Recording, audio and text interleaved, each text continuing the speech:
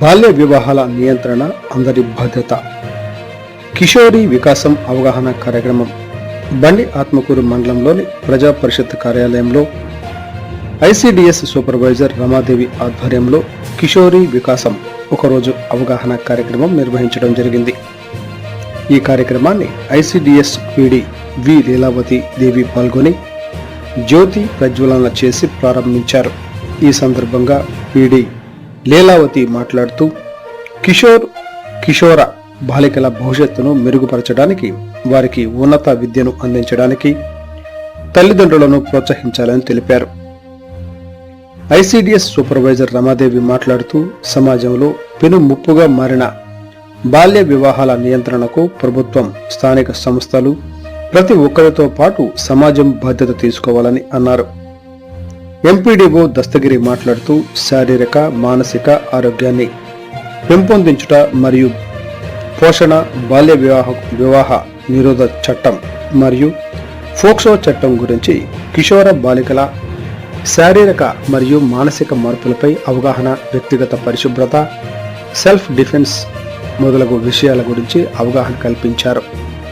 బాల్య వివాహాలను నిరోధించేందుకు బాలికలు అభివృద్ధికి అందరూ కలిసికట్టుగా కదిలి రావాలని సూచించారు. వద్దమ్మా మాకు బాల్య వివాహం అంటూ చిన్నారులు నృత్య ప్రదర్శన అందరినీ ఆకట్టుకుంది. ఈ కార్యక్రమంలో MPDO Dastagiri, EORD Ramakrishnaveni, MEO Yashoda, junior college lecturer Shyamala, KGBV principal Dakshayani, welfare అసిస్టెంట్లు, అంగన్వాడీ కార్యకర్తలు తదితరులు పాల్గొన్నారు.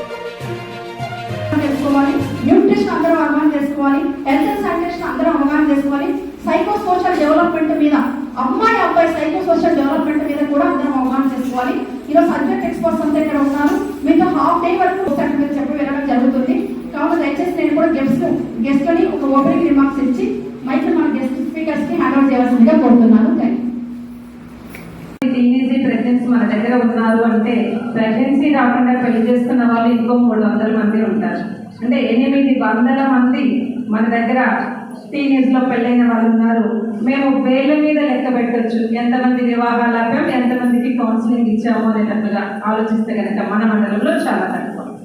మరి ఇప్పుడు ఆ సవాల్ చేసిన పెద్ద మనిషి ఏంటి, నాకు తెలీదా, మాకు తెలీదా పిల్లల్ని కనుక్కుంటే ఎలా ఉండాలో అని చెప్పిన ఆ పిల్లవాడు, వీళ్ళందరూ ఇప్పుడు ప్రాబ్లం ఫేస్ చేస్తారా?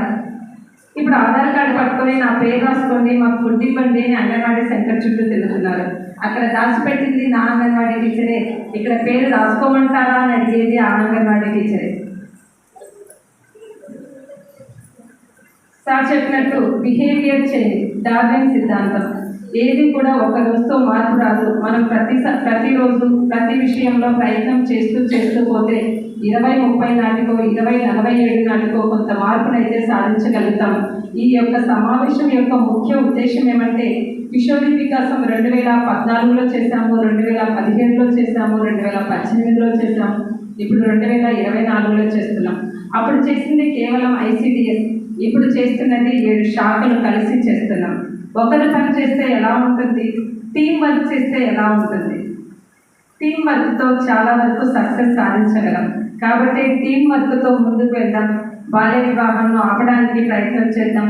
ఆ బాల్య వివాహాల కమిటీలో ఉన్నటువంటి స్కూల్ టీచర్స్, ఏఎన్ఎంస్, ఎంఎస్కేలు, వెల్ఫేర్ అసిస్టెంట్స్, అంగన్వాడీ టీచర్లు, వీళ్ళందరి సహకారంతో అందరూ ఒకరికొకరు సహకరించుకొని బాల్య వివాహాలను అరికట్టడానికి ప్రతి ఒక్కరూ కూడా అడుగు వేయాలని, అందరూ ఆ దిశగా పిల్లల యొక్క వికాసానికి కృషి చేయాలని మనస్ఫూర్తిగా కోరుకుంటూ ఎర్రగుంట్ల